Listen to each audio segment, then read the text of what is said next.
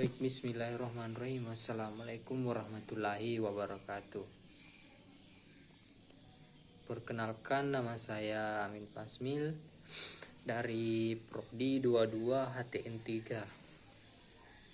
Pada kesempatan kali ini saya akan membahas mengenai hukum pidana, di mana ada 3 poin penting dalam pembahasan tersebut. Yang pertama yaitu hukum pidana, kemudian yang kedua delik, kemudian yang terakhir yaitu dolus. Dari beberapa pengertian, hukum pidana menurut para pakar dapat didefinisikan bahwa hukum pidana adalah sekumpulan peraturan hukum yang mengatur segala sesuatu yang dilarang dan diancam dengan sanksi pidana, baik itu hukum pidana formal maupun hukum pidana material, serta hukum pidana umum dan hukum pidana khusus. Sebelum saya masuk ke materi yang pertama, saya akan membedakan pelanggaran dan kejahatan. Terdapat 2 unsur, yang pertama yaitu regulasi atau unsur positif, kemudian yang kedua reaksi masyarakat atau unsur sosial. Oleh karena itu, apabila salah satu unsur yang terpenuhi maka dinamakan kejahatan, begitupun sebaliknya. Apabila semua unsur terpenuhi maka dinamakan suatu tindak kejahatan. Kita melangkah ke tujuan hukum pidana. Menurut Redbird ada 3 poin. Yang pertama yaitu keadilan, yang kedua kepastian, yang ketiga yaitu kemanfaatan. Adapun tujuan lainnya ialah untuk mencari kebenaran material atau kebenaran sesuai sesungguhnya. Adapun pembagian hukum pidana, yang pertama yaitu pidana umum, artinya adalah jenis pidana yang termasuk dalam kodifikasi. Kemudian yang kedua, pidana khusus adalah tindak pidana yang pada dasarnya punya regulasi tertentu. Adapun perbedaan hukum privat dan hukum publik atau hukum pidana, di mana hukum privat atau perdata yaitu hukum yang mengutamakan kepentingan perseorangan atau orang yang satu dengan orang yang lain, sedangkan yang mengajukan kemudian yang kedua yaitu yang mengajukan gugatan adalah orang yang merasa dirugikan, sedangkan yang ketiga yaitu bunyinya penetapan. Sedangkan hukum publik atau hukum pidana adalah hukum yang mengutamakan kepentingan negara atau masyarakat dengan orang perseorangan atau masyarakat umum. Kemudian yang kedua yaitu yang mengajukan tuntutan yaitu negara melalui jaksa penuntut umum.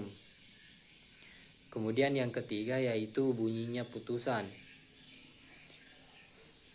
Adapun pengertian delik itu berasal dari kata delictum yang berarti perbuatan pidana atau tindak pidana.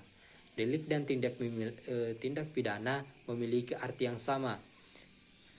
Adapun unsur-unsur delik, yang pertama yaitu ada perbuatan, kedua yaitu ada sifat melawan hukum, kemudian yang ketiga yaitu ada kesalahan.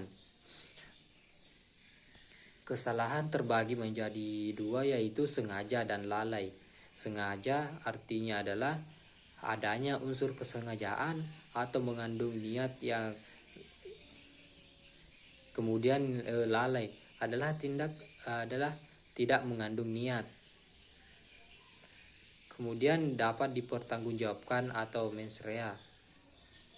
Oleh karena itu, jika orang gila yang melakukan perbuatan pidana bertentangan dengan hukum jelas melakukan kesalahan, namun orang gila tersebut tidak bisa dikatakan melakukan delik atau tindak pidana karena ia bukan orang yang mampu mempertanggungjawabkan perbuatannya. Kemudian macam-macam delik. Yang pertama yaitu delik formil adalah delik yang dikatakan selesai kalau sudah terjadi satu atau dua kegiatan. Contohnya adalah delik pencurian yang hanya menitik beratkan pada perbuatan mengambil barang orang lain dengan tujuan untuk dimilikinya dengan melawan hukum, tanpa memperhatikan apakah korban menderita kerugian atau tidak, maka dapat dikategorikan sebagai delik formil. Kemudian yang kedua yaitu delik material. Delik material artinya adalah delik yang dikatakan selesai adanya akibat. Contohnya delik pembunuhan yang dianggap telah terjadi jika telah ada akibat kematian orang lain karena perbuatan pelaku, sehingga dapat menyebabkan kematian orang tersebut, maka dapat dikatakan sebagai delik material. Kemudian ada delik sengaja, adalah delik yang dilakukan dengan mengandung niat. Sedangkan delik yang tidak sengaja adalah delik yang dilakukan dengan tidak sengaja dan tidak mengandung niat. Kemudian ada yang dimaksud dengan delik aduan, adalah delik yang hanya dapat dilakukan oleh korban atau orang yang merasa dirugikan. Sedangkan delik biasa adalah delik yang dapat dituntut tanpa adanya suatu pengaduan. Adapun pengertian delik umum yaitu delik yang bisa dilakukan oleh semua orang tanpa memandang jabatan. Kemudian delik khusus adalah delik yang dilakukan oleh orang tertentu atau keahlian tertentu. Adapun bentuk dolus menurut Panheimel, yang pertama yaitu sengaja sebagai maksud.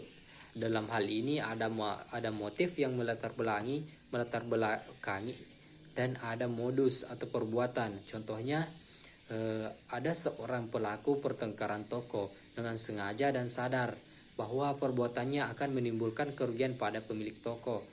Kemudian yang kedua yaitu kesengajaan dengan kesadaran kepastian. Dalam hal ini pelaku menyadari secara sadar dan bisa memastikan dari perbuatannya tersebut dapat menimbulkan akibat. Saya mengambil satu contoh mengenai kasus pembunuhan. Misalnya si A ingin membunuh si B, namun si C datang untuk menghalangi. Jika si A tetap membunuh atau menembak di B, pasti si C akan tertembak karena itu si B merupakan kesengajaan dengan kesadaran dan si C merupakan kesengajaan dengan kepastian. Kemudian yang ketiga yaitu kesengajaan dengan kesadaran tentang kemungkinan. Jadi ada dua kemungkinan. Dalam hal ini pelaku bisa memberikan atau menduga-duga selain apa yang dimaksudkan, mungkin menimbulkan hal yang lain. Contohnya seperti misalnya si A ingin membunuh si B dengan menaruh racun di makanan, tetapi makanan tersebut akan ia kirimkan dalam kelas. Namun dia tidak sadar bahwa apa yang ada di dalam pikiran si A, kemungkinan semua orang akan memakan makanan tersebut akan meninggal. Oleh karena itu si B merupakan kesengajaan dengan kesadaran, sedangkan orang yang meninggal dalam ruangan merupakan kesengajaan tentang kemungkinan. Bisa jadi orang tersebut bukan hanya si B yang meninggal, tetapi orang yang ada di dalam kelas tersebut. Mungkin saya rasa pada kesempatan kali ini cukup yang sempat saya sampaikan. Mohon maaf atas segala kekurangan. Saya akhiri dengan wabillahi taufiq wal hidayah. Assalamualaikum warahmatullahi wabarakatuh.